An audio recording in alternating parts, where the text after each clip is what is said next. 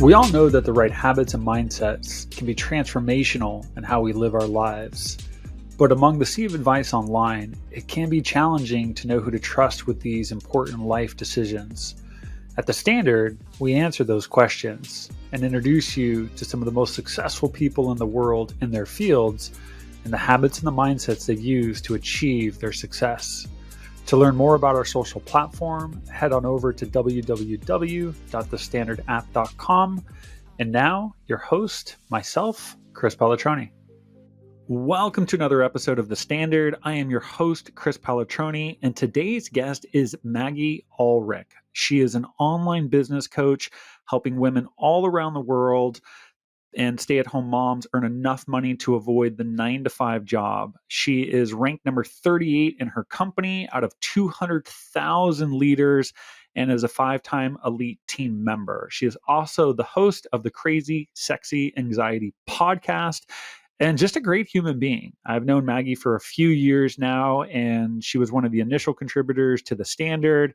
She is a ray of sunshine, as you will hear. And if you watch us on YouTube, you will see. And we cover a lot of ground in this. This is a lady that has dealt with postpartum depression. She has dealt with a tremendous amount of anxiety. She has just been sort of to the dark side and back. She helps other women learn what it is needed to take care of themselves. In this particular episode, we talk about mom guilt and how her mess is her message. We talk about the 5-second rule and the power of a morning routine. She talks about celebration and the value in that and an all or nothing mindset, how comparison does not support us, and how to be 1% better every day and to provide yourself with grace. There is a lot in this episode. She does a great job of sharing her personal experiences and gives us a lot of insight as to her best habit and her best mindset, and also her wish for the world and how to make us all a more loving and kind to one another. So without further ado, I'd like to welcome Maggie. First of all, thanks for coming on. I am a big fan. I love the work you do. Obviously, we met a couple years back when I was first starting this project, and it's quite a journey. But what I've really enjoyed this year is, I've met so many cool people around the world, coaches in so many different. I was just talking with a gentleman in Switzerland who's an NLP expert, and I just get to meet so many cool people. So this first season was really about putting the spotlight back on all these cool people that have contributed in some way, shape, or form to the platform, and just diving into your habits, your mindsets. And so what I'd love to do, if we could, just to kick off and sort of set the stage properly, is I know a fair amount about you, but our listeners may not. And so what I'd love you to do is just give us a little bit of your background, if you will, and tell us, what are you doing today? Oh my gosh, such a loaded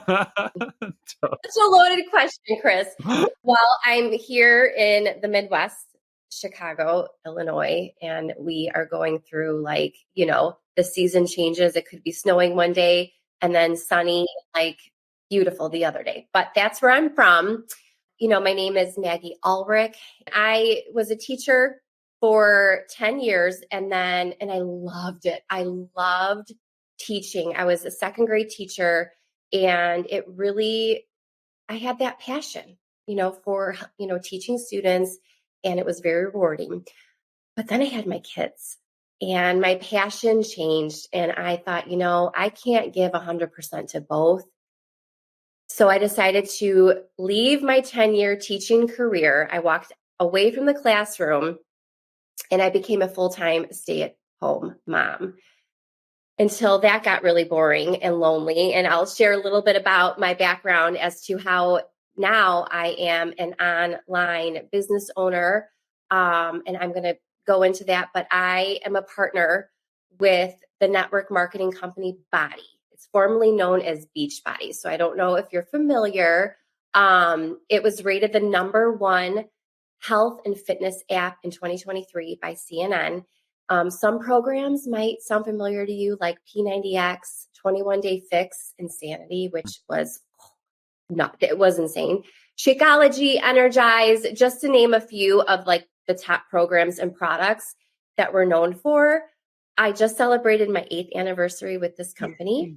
But my online business with BODi is to really support the people that sign up for the fitness and nutrition app.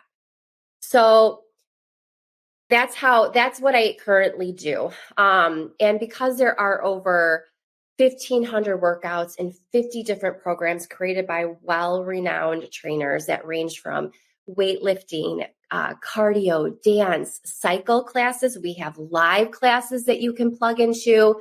So someone who opens the app, like signs up, opens the app, they may be very overwhelmed. They may be like, oh my gosh, I don't know what to do. So I kind of think I use it as an example, like if you walk into a gym and you're wandering around aimlessly, trying to decide if you want to go take a class or go to the weight room or hop on the treadmill or use those machines.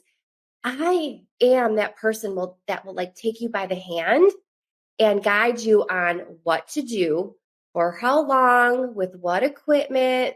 And the best part about the app too is you can stream the workouts anywhere. I'm a workout at home type of girl, but I have clients that stream the workouts at their gym. I have clients that are constantly traveling for their careers and their jobs, and they just take it with them. Or on vacation, you can actually work out too. So when I have a client that sign up, I work with them one-on-one. I consult with them about their goals, their limitations, what workouts they enjoy, their relationship with food. That's so important.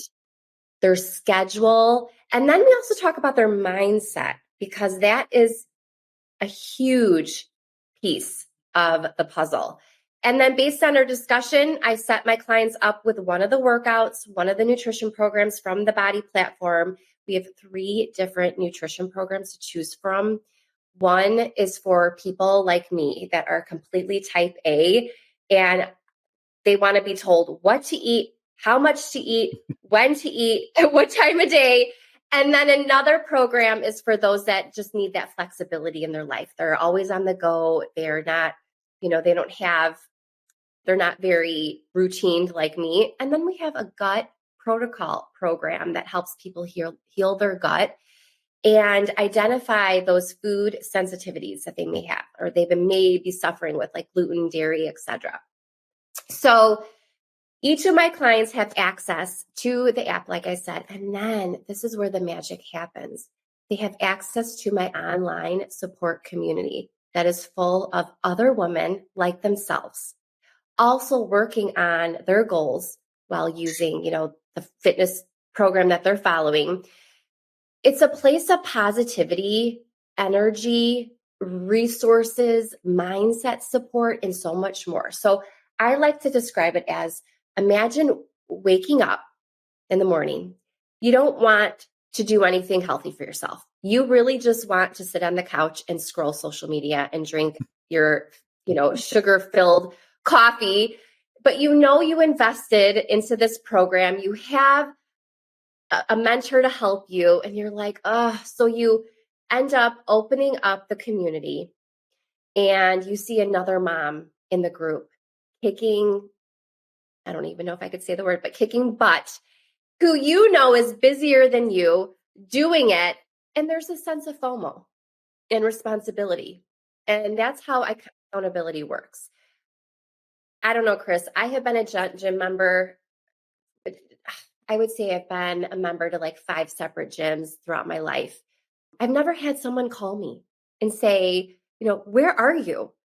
No text or email or, ask how I'm doing, how am I feeling, rate my energy level, give me weekly meal plans that are done for me, that are customized to what I'm following in my nutrition plan, and then lift me up when I'm feeling like poop, right? So not only do I help women with their physical and mental health, but there is also the financial health that is connected with BODi, with the network marketing company. Anyone can partner with BODi and also build their own business too, like I do. This is a company based on 1, helping people feeling confident in their lives and be their happiest and healthiest self.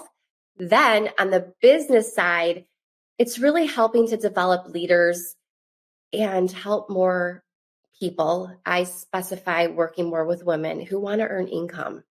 Yeah. There is so much to unravel in there, but what I will say is, and here's the connection. I've been married with my wife for, God, what year are we on? 2024. So I've been with her for, this is the 25th year. Oh, congrats. Yeah, we've been together. She snabbed me when I was 18 years old. So I definitely know the woman, and like you, successful business owner, but mom, wife, not the best relationship with food all the time, not always the most motivated to go to the gym. Let's be honest, adulting is tough. Our Oh my recent God. thing we complain a lot about is like dinner seems to show up every single day. Like, why is it always here? Try to keep a house clean, try to raise two good boys, try to be all those things. And I don't care how much you know about mental health, well being, all that stuff. There is so much to pay attention to all the time, and so much of what you said here, you didn't say it quite this way. It's like you're like a life coach. I mean, let's be honest. Like, it's never just about nutrition, and it's rarely ever just about exercise. It is about all of those things. And I know you've dealt with anxiety. I know you've dealt with relationships with food issues, self-esteem. Like, there's all of this. And so I think what I love about what you're saying here is like you have like a real world experience, and you've been to I don't know if this is the right way of saying it, you've been to the dark side on some of these issues, and you're now there to support women who may be in the dark side or maybe coming out of it. And so it really sounds like it's women helping women for the right reason. Yeah. And I'm obsessed with that. Yeah. And just even share a little bit about my backstory, Chris. I didn't find BODi on a whim, but I always say I use my mess as my message. Now, Okay. after I had my second child, so like you were saying, you know, people, women need each other. I fell into a downward spiral of severe postpartum depression and anxiety. I was riddled with it. I got to the point where I was barely functioning. I was reliant on Xanax to Mm. get out of bed. And if I didn't have my kids, I wouldn't get out of bed. I had to take a Xanax just to take care of my kids, the basic needs. I didn't smile or laugh in months. My husband was pretty much losing the woman he married. My kids had a very robotic mom. I wasn't living. I was barely surviving. So I needed support. So I got on antidepressants. I was so desperate. I went to my doctor and I told him what was going on. He said, "Yes, you have postpartum depression, anxiety." Knew nothing about it. I said, "How can we fix this? I just need to feel better mentally. I don't like this feeling." And so he prescribed me antidepressants. I didn't care. Like, if he told me to do a handstand and walk on my hands every day and that would help my mental health, I would do that. Yeah. So I started on antidepressants, I started therapy and started to feel better. But there was still something missing. I always exercised. One might say I was obsessed with the gym, but I never worked out for the right reasons. So someone turned me on to BODi, and they said, "Listen, this is different. This is not like what you're doing now." And I thought, all right, fine. What do I have to lose?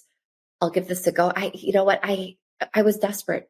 And then what happened changed the course of my entire life. But let me be frank, BODi didn't change my life. I changed my life. Yeah. And it just was the vehicle that helped me get there. So what happened is, and we're going to really get into this. I know we're here to talk about healthy habits. I started to put myself first. I realized that that is actually not being selfish. When you put yourself first, it carries over into all of the other aspects of your life. When you take care of yourself, your kids are impacted by it, your mood, your relationships, your career. So I started getting up really, like really, really early, 5 a.m. I know people may be like, "Whoa," but I needed that time. I'd had the time for myself before the house even got up. I would do my workout. I would drink my protein shake. I'd make my coffee. I would scribble some notes in a journal and I would make my plan for the day. And after I completed, my first workout program with BODi, I felt invigorated. But I was like, oh my God, I feel good. Here I am, a stay-at-home mom. I'm moving, I'm grooving. I'm like, okay, what else can I do? But I don't want to go back to work. But I love this feeling. And I thought, okay, if this worked for me, there's got to be other moms out there that are in, like you said, the dark place, the dark side. I can help them. I've been there. So I was calmer. I was happier. And as time went on, I started noticing like, people say, oh my gosh, I was in the best shape of my life. I was physically, mentally in the best shape of my life. The feeling of accomplishing like a challenging workout left me feeling confident, proud. The nutrition component, I felt less bloated. And I was learning how to not look at food as like a number, like a calorie. Yeah. The carbs weren't the devil. Who knew, right? So I also stopped comparing myself to other moms. That was a huge like aha moment for me. I was turning into a leader. Like who knew? Like the passion that I had when I was teaching was starting to come back. Oh. But I didn't want to go back to the classroom. So like I said, I knew other moms needed this in their lives. And that's when I decided to build this business. And that is how my healthy habits were established. We rise or fall to the level of our habits, right? It's a habit that like for the first thing we do in the morning is if you grab your phone and scroll social media, you're letting other people's priorities fill your brain before you take care of your own priorities. So you're consuming other people's content rather than creating your own content for your life. And that does not get you closer to who you want to be and the goal you want to accomplish. So having a business, being a mom, it taught me to take care of myself and establish those healthy habits. I don't know if I would be where I'm at today if I didn't have them, if I didn't have these healthy habits. And I never worked for a company that recognizes that. Yeah. It's interesting. I also knew that being my best self would start with, like I said, waking up in the morning, following a solid self-care routine. And it's not just doing a 20-minute workout. And I know that, Chris, like you have a lot of guests on your show that talk about the impact and the importance of having a morning routine. It's because it freaking works. It works. A morning routine will set your day off with success, or it will set your day off with disaster. So no matter what happens to you, like you'll have that emotional bandwidth, that emotional capacity, and that mental strength to keep going no matter what curveballs are thrown at you that day, because you worked on your mind, you worked on your body, you felt accomplished in your morning. So do you want me to kind of go into like what I do? I do. But I want to make maybe like two comments on what you've said, because there's just so many guests. Like I'm like, dude, you're like speaking the language of my wife. We had Abby DeGraff on this.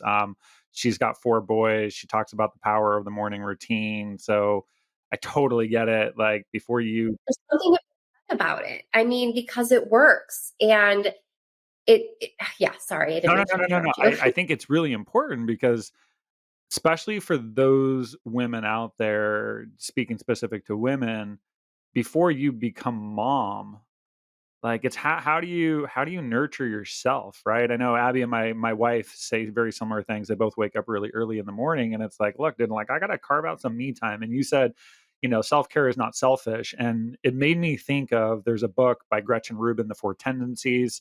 And what I do recognize is that there's a lot of people out there, men and women, that they're not the type of person that will inherently do something for themselves. They tend to be more people pleasers. They're obligers. And I think there's ways you can sort of reframe your tendency, if you believe in that type of stuff, to say, okay, I do want to be the best mom or the best husband possible. I do want to be the best at my job or whatever those things are, the relationships you have with other people. And I think some of the reframing can be in order to be the best wife, mother, whatever, coach to somebody else, like you do have to take care of yourself mentally, physically, spiritually. And so, you can't pour from an empty cup. And so if you really do embrace the how do I give my kids my all? I tell my wife this all the time because we're built a little bit different where she's very much an obliger. And I'm like, look, man, I don't want 60% of you. Like our kids don't deserve 60% of you. Like they deserve 100% of you. And the only way we're ever going to get that is you got to go do you. Like whatever that Mhm. means. Like if that's getting your nails done one day, go do you. If that's going for a walk, go do you. If that's going out to a dinner with your girlfriends, go do you. Like I'm never going to say don't go do you because by you doing that, your cup is full. Hey, we get a better version of you. Your friends get a better version of you. Your followers get a better version of you. So I'm a huge advocate of, man, if we all just took care of ourselves, like the world would be a better place. So let's dive into your best habit. I think I know where you're going with this, but surprise us. Mhm. So is there a habit right now that supports your mental health and your well-being above the rest? Yeah. So before we get into that, I just need to commend you because a lot of spouses are not like that. And I'm sure you know that. Not a lot of spouses are going to say, go for a walk, go take a nap, go get your nails done. And to have that mutual support makes it so much easier and it's impactful. So Well, nice I'll say job. one thing to that too, and it goes both ways because I tell my wife all the time, like, I'm gonna do me. Like, you know what I mean? Like, That, I'm gonna go for my runs and I'm gonna go to the gym and I'm gonna eat healthy and I'm gonna do all the things that make me my best version of myself. And even in the company that I built, that is like the number one thing I focus on is like take your self-care stuff, whatever that looks like, whatever you need as your baseline to be your best version, put that into your calendar and then build your job around that.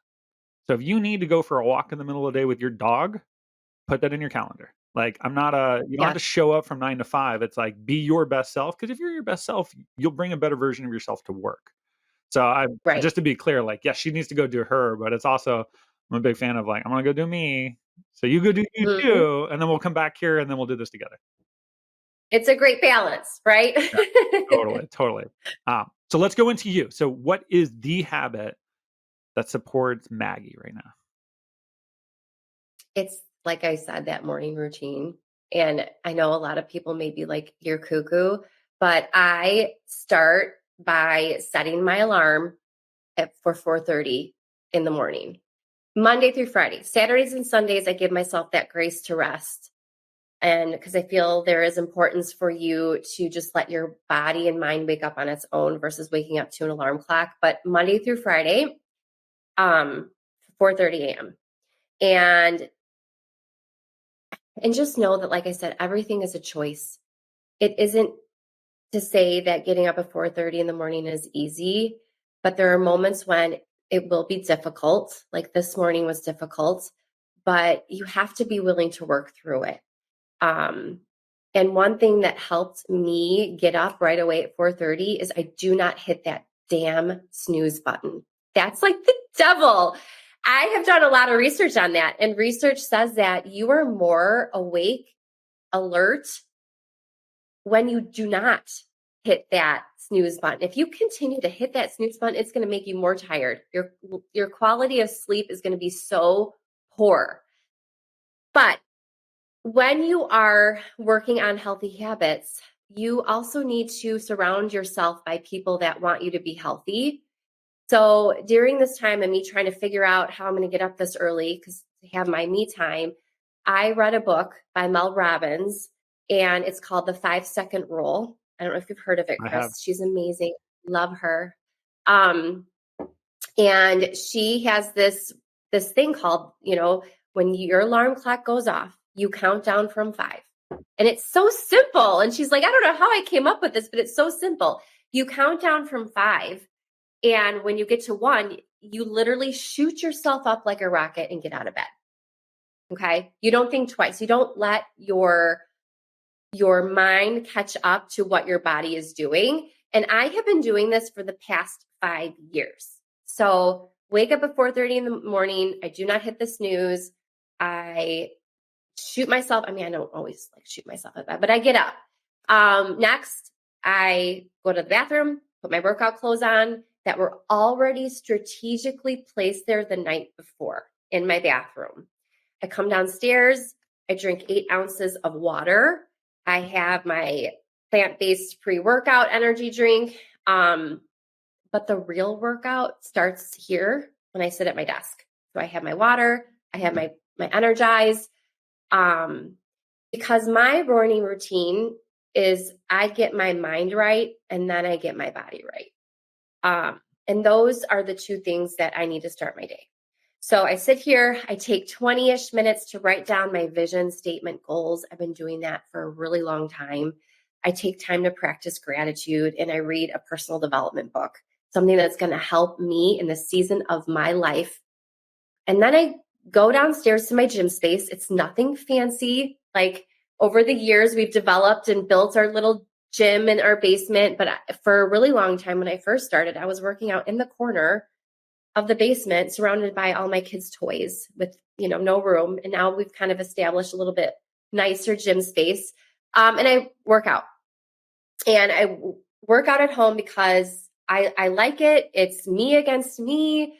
There's no comparison with anyone else around. I don't like I don't like to work out with people around me. I don't know. It's just my own thing.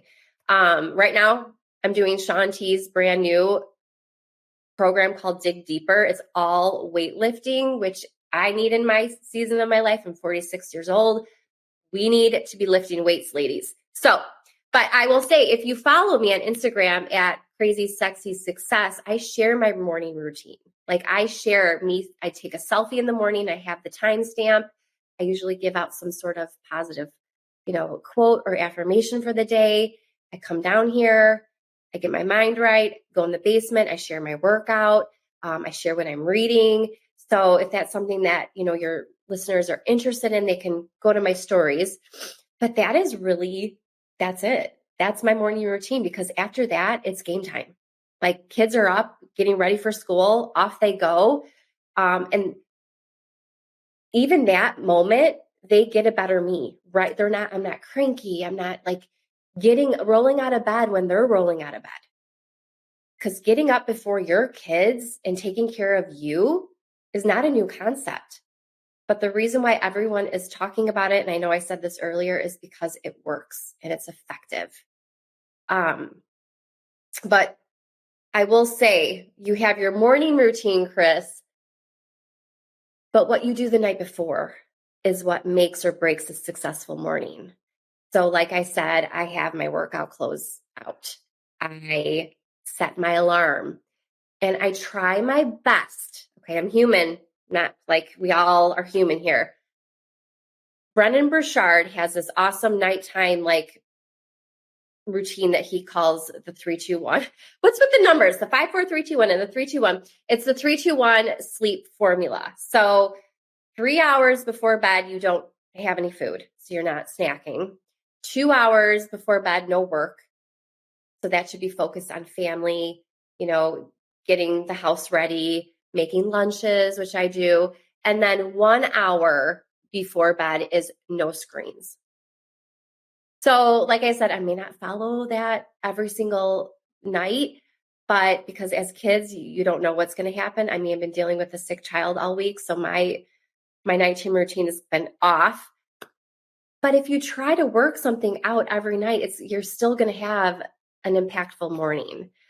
But I will say, if you can take anything away from this show or this episode, is the worst thing that you can do for your overall health is to get on your device right away in the morning before you even put your feet on the ground. I have my phone charging in the bathroom. It's not even next to me. I use an old school alarm clock that I think I've had since college.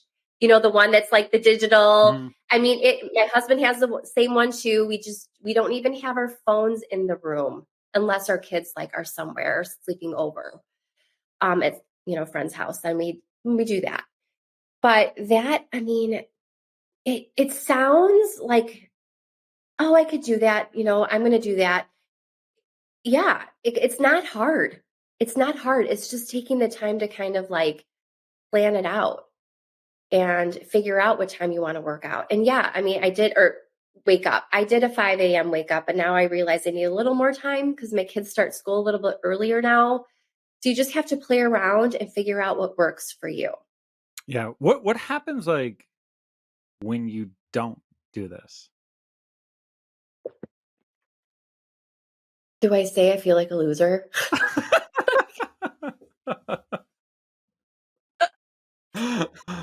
I do. I do because I'm like, and I know we try so hard to not be hard on ourselves. But really, though, my entire day is thrown off. My mood, my mindset is off. And I don't like that feeling. I've been to the dark side many a times before. I do not want to go back there, and anything can trigger it. So everyone is impacted if I don't feel like doing it, or if I fail at it, not fail at it. I feel like failure's feedback, but my family, my eating habits are off. My clients, my team, they don't get the best of me. So that's what gets me out of bed. And yeah, I mean, I'm like half asleep when I get up. I cannot, like my eyes are just like blurry. It takes me a while. But what I will say is the feeling of being tired from getting up in the morning is temporary compared to the weight of being thrown off your routine. That feeling of being tired is literally 5 minutes long. It happens. We're human. So I will say not every single day is going to be perfect. So yeah, I mean, there are days where I don't feel like doing it. And when I don't do it, I feel like a loser. I know maybe I am being a little too hard on myself, but I Well, feel the reason I ask is, I mean, look, dude, like anybody that has a powerful routine, I feel like they'd be lying to say like, oh, every day, all the time, never skip. I mean, me and my wife fall into that boat. I mean, for years we were waking up at 3:30 and doing a lot of the same type of stuff, and then we would fall off it a little bit and feel like a loser in the day.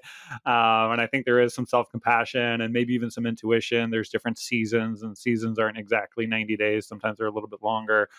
But I do think the way that I think about the routine, and you said it's not hard. I think there's moments that the routine is not hard. But I mean, girl, you were checking off like vision statement, hit the goals, drink the water, do the exercise, get me time. I mean, like I mean, that is like, I don't want to say textbook type morning routine, but there's so much that's in there. And I think what people should take away, or at least one of the things they should take away is if you've never had a routine, and one, you've got to make it personal. You can't copy my routine or Maggie's routine. And maybe you're not a morning workout person. I tried that. I was running at 4 o'clock in the morning and I'm like, I could do it. I really like the sun. I want to run in the sun. So we're not going to do that. And then there's obviously your just your chronotype. You might be better intellectual in the morning versus, so you do have to trial and error a lot of these things to figure out what works for you, where you're at in your life, your circumstances, and so forth. But what I would suggest is if you've never developed a morning routine, try it out and Mhm. and see how you feel, not the moment you wake up, because I'm gonna be honest, I'm always tired when I wake up at 3:34. Like today was a good example. If it wasn't for my cat scratching on my closet door, I might have hit the snooze one more time. But point being is it's not that you pop out of bed and be like, oh my God, it's 4 o'clock. I mean, sometimes maybe that happens. But to your point, when you go through that, how it makes you feel, and then you move through the rest of your day, if you could try that on like a shirt, and then you could try well, why don't you just sleep in and have your kids stare at you and have them wake you up? How does that feel? And then you can try that on too, and you can sort of judge like which one of these feels better. And I think if you do that, it will become very apparent for yourself which one of these is right. Now, I will also recognize some people are night owls. I'm not that person. Mhm. Like I am not staying up till 10 o'clock. I never was that person. It's a rarity that I'm even up that late. But some people, their power hour or power hours are in the evening. And I totally get that. So maybe the 5 to 6 doesn't work for you. You're really more of like a 10 to 12 person. And that's fine as well. So I do think you've got to sort of like mold it and make it your own. But I do think, however you slice that up, it's not easy to be consistent over time, even if it becomes very instinctual. And then the last thing I'll say here, and you called it out, the nighttime routine. You cannot have a good morning routine without a nighttime routine. If you don't set up your coffee and fill up your water jug and put your clothes out, I'm gonna be honest with you, that's all it takes to derail the entire day. Oh, absolutely. Absolutely. Yeah. It takes like 2 seconds to do that. Yeah. Just throw out the workout clothes and it takes less thinking in the morning when you're literally half asleep. Think, oh, what workout clothes am I going to wear today? Or are they clean? If they're right there waiting for you, boom, they're on. And then if you have it on, you kind of get into the workout mood, right? And you're right. Consistency compounds. Those small changes that you can make in anything that you want in your life, but specifically, we're talking about morning routine and healthy habits, is going to compound into dramatic results. So it's a ripple effect by the choices you make. So for example, when I work with my clients, they're like, oh, I don't have any time to work out. I work all day. I come home and I'm a mom. I got to get my kids to sports. And then by 8:30, I'm wiped out. I can't imagine working out. So I'll tell them, you need to get yourself up early in the morning. And of course, they like roll their eyes at me and they're like, oh, I can't do what you do. I'm like, really? You can't? You're already downplaying, like you're already talking negatively to yourself by saying that. So what I do with them, and this is something I did at first, is I tell them the first day, just wake up earlier. That's it. Wake up like 20 minutes earlier. And guess what? Celebrate yourself. Okay. Day 2, wake up early and put on your workout clothes. Celebrate. Day 3, work out early, get those clothes on, maybe stretch for 5 minutes. Day 4, do all of that, press play to a workout, maybe do half of it.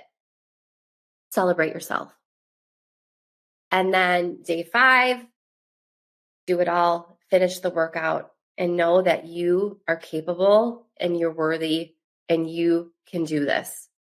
So small, mini goals will always win. So get rid of that all or nothing mindset because it's not sustainable at all. So that is what I share and teach my clients to do because that's what I did. And now I crave it. Now I love that hour by myself. Like it's so quiet in my house. I mean, just imagine having coffee and just, it's still kind of dark out. Like the sun hasn't even woken up yet.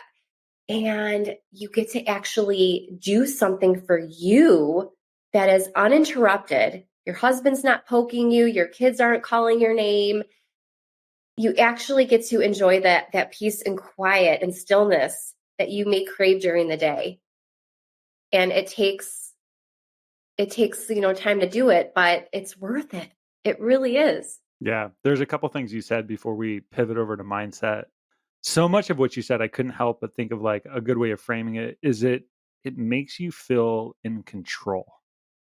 Yes. Like Yeah. whatever you choose, whether it's a 10-minute routine in the morning or, 3 hours, whatever your flavor is, like there is a sense of control when you chose to bypass the emotion of the moment and say, these are the things that I need to take care of myself, right? Self-love equals self-discipline. We know that. You were speaking like atomic habits left and right over there. Set the bar so low, you trip over it. So many good things in that. But I think the control component is really where a lot of people struggle is they feel out of control in their life. And I think a lot of the way you're doing is you're a mindset coach because you're trying to teach people it's all a choice. If you don't work out, that's a choice. If you don't eat healthy, that's a choice. I'm not saying it might be slightly harder for you than for me, but that's really irrelevant. It is still a choice. There's a way that you can go about it. And so you've just got to choose your hard is really what it comes down to. Mm. Let's pivot over to mindset. So in a similar fashion, is there a mindset right now for you that supports your mental health and your well-being? Honestly, right now, I still am on, antidepressants. I will never stop taking them. I look at it as like a diabetic needing insulin. Like it helps me manage all of the things that helps me with my mindset. And I will say, reading and gratitude Mm. is so important. If and not just picking up any book, you want to pick up a book that's going to help you in the season that you are in currently. So right now, because we are in the new year of 2024, I am reading this book. I love it. I have it right here on my desk. It's called Be Your Future Self Now by Benjamin Hardy. Have you read it? No, I haven't read that one. I've heard of it though. Oh, it's so good. It's so good. And a lot of the things that I talk about on, in this call, he touched on too in his book. So another thing about consistency too, is that it breeds that confidence. So even though you may read something for 10 minutes, you may get motivated, and then you may start to feel down on yourself because you may have not applied what you've read in your life. But if you're consistently reading, you may realize like it's working. Like, for example, and I don't know if I'm answering the question that you asked, but like when I really started to dive into personal development, my kids were like, Mom, you are a better driver. And I'm like, what do you mean? You are so like, you're less impatient. You're not yelling at the drivers. You're not like using all your hand expressions. And I'm like, it's working. Like my mindset is in a better place because I am reading what experts wrote based on research. And it may not apply right away, but you'll notice how your mindset is in a better place because of it. And then another thing I do is just the gratitude.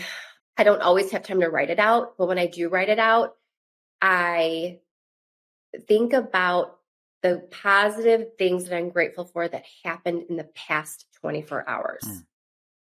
And that gets me to think about like that day, like the following day. Like, are we going to be as grateful? Yes, we are. And I'll put my mindset in that positive thinking. Like, yeah, we're going to have a great day. Today is going to be a great day. My kids are going to have a great day. We're going to have energy and it's going to be amazing. So when you have that intentional mindset right away, you're kind of, and I don't want to be hokey, but you're kind of putting it out there in the universe that, it's going to be a great day. Yeah, no, gratitude's the golden frame in which we should look at life. Like it is so easy. We all do it, right? And that's probably why social media is so bad is it's so easy to compare. I mean, I feel like I do a better than average job of not doing it, but it's hard not to. It's like, oh, that guy is more cut than I am, or man, like, how did he become so successful? Or God, how did they make that much money? And I think there's a natural component to it. But then I also realize like there is no end to that. There is always somebody richer than you, better looking than you. I don't know, man. Looks like they just got more of their shit together.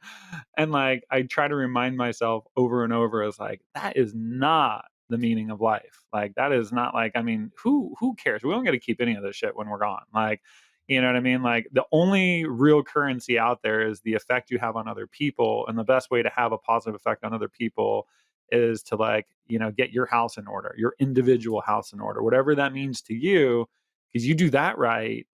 And to your kid's point, you're a better driver, which, means maybe a little less road rage out there in the world, right? You're a better mom, which means your kids get raised a little better and so forth and so on. So I love it. I'm going to send you this video because I really actually think you're going to like it because it's got Mel Robbins in it. It talks about gratitude. But when you said reading, I spent 2 years reading hundreds of books on every conceivable topic around self-development. And then I stopped because I got really crazy. I built this insane mind map and I was like, dude, there's just so much knowledge. Like you start to realize a lot of people are saying the same thing, maybe just in slightly Mhm. different words, which is great because sometimes you need those different words to like really resonate with you. But I started getting into motivational videos, like some YouTube video, because I'm a runner so I'd find like what I thought was the best video. And then I would convert it to an MP3 and then I would put it into what I'd call a morning run. And I would literally, Maggie, I think for about a year and a half, I just listened to this hour compilation of probably like 5 to 10 different motivational videos over and over and over. I mean, to the point like I've memorized every quote in these things. I know where I'm at in my run based on the timing of the song. And what it was doing was just, and probably similar to why you read, it was just inducing my brain with like positive mojo. Yeah. There's one in particular I'm gonna send to you. I actually think you'll really like it, so you gotta listen to it, let me know. It's called, like, it's 6 minutes to start your day right. I'm gonna make sure after this I got it right. It's really powerful, and it hits on so many of the things you mentioned, which is don't scroll social media and get your priorities right, and it talks about gratitude, and Mel Robbins talking about the rocket ship, the 543, and it's just really Mhm. well choreographed, and it's only 6 minutes long, and I think I've listened to the video, Yeah. like, 1,000 times because to the point of reading and gratitude, like if you get that right, you really do have sort of set the foundation for the day, set the tone, and then hopefully everything you do from there on out is better. Yeah. Yep. You hit it right on the head. Absolutely. And another thing I wanted to touch on too is how you brought up the comparison game or comparing yourself to other people. It's really, we're constantly being surrounded by it. And when you start to feel that, you have to it's almost like training your brain to recognize that you're doing that and just to be like, oh, I'm comparing myself. I need to stop. I need to put my phone away. This is a good time to take a social media break. And or something else is instead of comparing yourself and then putting yourself down, put that person, put that person up on a pedestal and think, okay, that person is my goal. Okay, because I can't compare my chapter 1 to her chapter whatever, Mhm. 500, because we see the success, but we don't ever see the journey.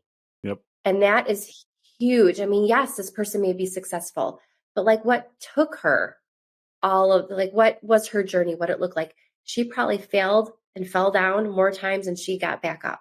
So you have to keep like reminding yourself that you, you are your own person, you're human, and the comparison game can go one way or the other.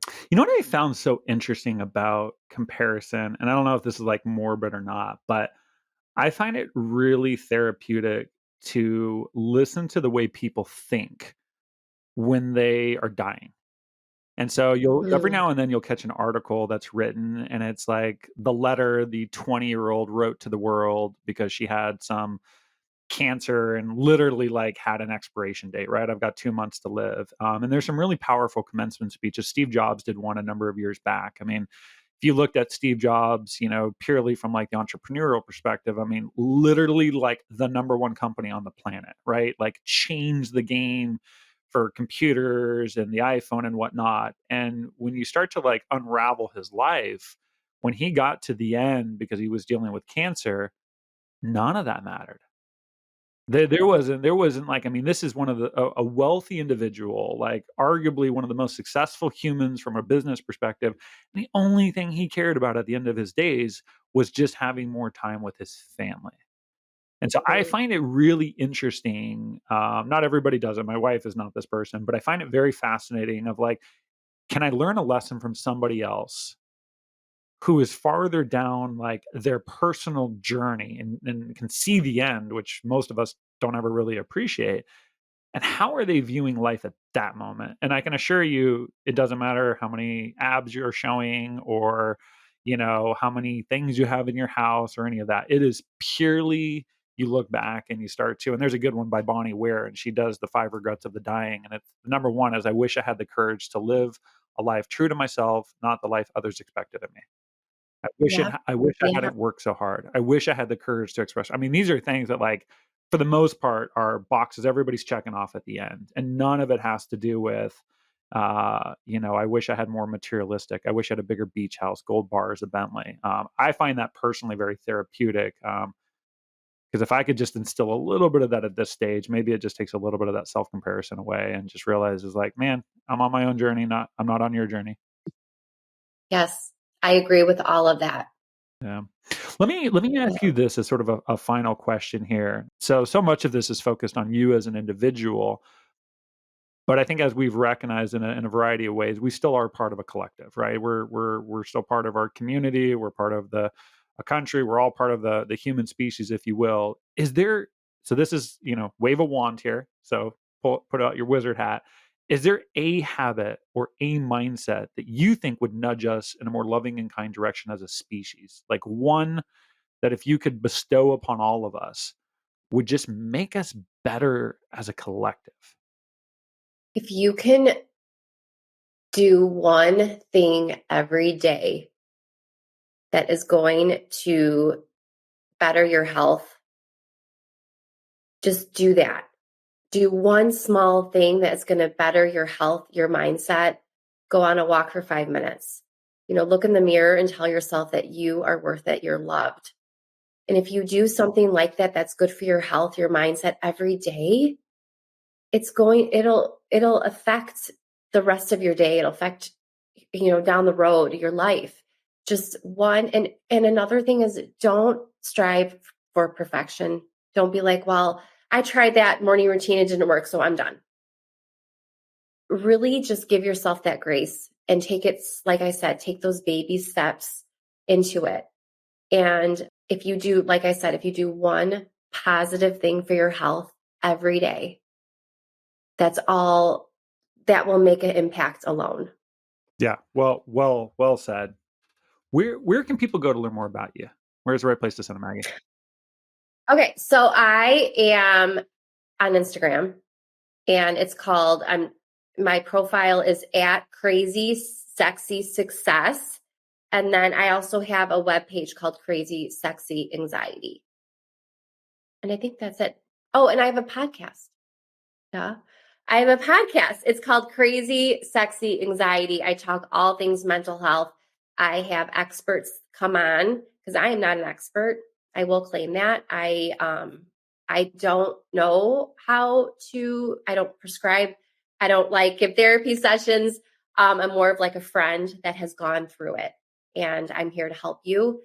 So I have experts that come on and we talk about things like seasonal affective, depression. We talk about medicine, like the side effects of medicine. So anything that has to do with mental health, we talk about it on this podcast, Crazy Sexy Anxiety. I love it. I mean, anything to remove the stigma of mental health and anything we can do to, just let people know they're not alone, right? Like we're, as much as we all are on our own journey, let's just be honest. If you're going through something, there's chances are there's millions of other people that are or have gone through it. And if we can just pull people forward or let them know they're not alone, I think that's huge. Oh, yeah. And I wish I had that when I was really struggling.